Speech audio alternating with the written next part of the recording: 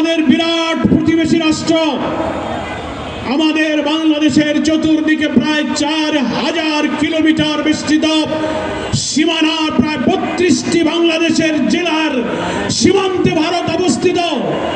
বরাবরই কাঁটাতারের বেড়ায় পুশিন হত্যা, বর্ডার কিলিং, আমাদের পানি সমস্যা নিয়ে আমাদের প্রতি আপনারা আগ্রাসী আচরণ করেছেন সব সময়।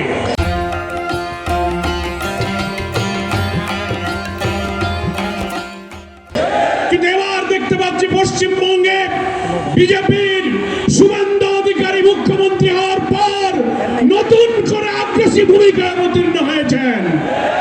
আমরা বলতে চাই, ভারতের যে সীমানা, ভারতের স্বাধীনতা, ভারতের সার্বভৌমত্ব, ভারতের অখণ্ডতার প্রতি আমরা শ্রদ্ধাশীল, কিন্তু আপনারা আমাদের অখণ্ডতার প্রতি সম্মান দেখাতে পারেননি।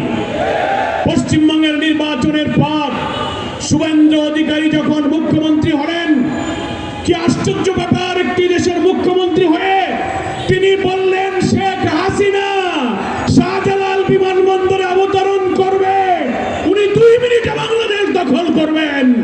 এটা বোঝা যায় আপনারা আমাদের অখণ্ডতার প্রতি শ্রদ্ধাশীল নন। আমরা জানি আপনারা সেই আধিপত্যবাদী একটি দেশ, যে দেশে ফ্যাসিস্ট, বিতাড়িত, পতিত, পলাতক, খুনি অপরাধী শেখ হাসিনাকে আপনারা আশ্রয় দিয়েছেন। আপনারা ওসমান হাদির খুনি ফয়সালকে হাতে পেয়ে বাংলাদেশের কাছে হস্তান্তর করছেন না। প্রতিদিন আপনারা পুশিন করছেন। গত বছর প্রায় 2500-এর মতো পুশিন হয়েছেন। শুভেন্দু অধিকারী ক্ষমতায় এসে তিনি নিজেই বলেছেন প্রায় 4500 ব্যক্তিকে নাগরিকত্ব যাচাই বাছাইয়ের প্রক্রিয়ায় তারা পুশিন করেছে। আমরা জানতে পেরেছি গোটা ভারতে প্রায় 90 লক্ষ মানুষকে নাগরিকত্ব আর যাচাই বাছাইয়ের অজুহাত তুলে তালিকাভুক্ত করে পুশিনের আওতায় আনা হয়েছে। সীমান্তে শেল্টার রেখে সেখানে তাদেরকে আটক রাখা হচ্ছে, নির্যাতিত করা হচ্ছে। আমরা পরিষ্কার বলতে চাই, আমাদের বীর বিজিবির সৈনিকেরা সীমান্তে যে সাহসিকতার পরিচয় দিচ্ছেন, সীমান্তবর্তী প্রায় 32টি জেলার বীর জনগণ এই পুশিনকে তারা প্রতিরোধ করতে শুরু করেছেন। আপনাদের মনে রাখতে হবে, রৌমারী সীমান্তে, সেই বড়াইবাড়ি সীমান্তে বিডিআরের সাথে বিএসএফ এর নির্লজ্জ পরাজয়ের ইতিহাস আপনাদেরকে স্মরণ করতে হবে।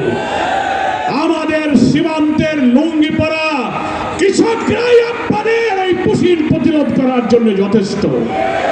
তাই আজকে 11 দল যারা আমরা আমাদের অখণ্ডতা, আমাদের স্বাধীনতার লাল সবুজ পতাকাকে সমুন্নত রাখতে বদ্ধপরিকর, আওয়ামী ফ্যাসিবাদকে বিদায়ের পর ক্ষমতাসীন বিএনপি সরকার জনগণের কাছে দেওয়া প্রতিশ্রুতি বিশ্বাস ভঙ্গ করে আবার সেই ফ্যাসিবাদের পথে যাত্রা শুরু করার প্রেক্ষাপটে আমরা 11 দলীয় ঐক্য বাংলাদেশে জনগণের আকাঙ্ক্ষা পূরণের জন্য আবার আমরা আন্দোলন শুরু করেছি।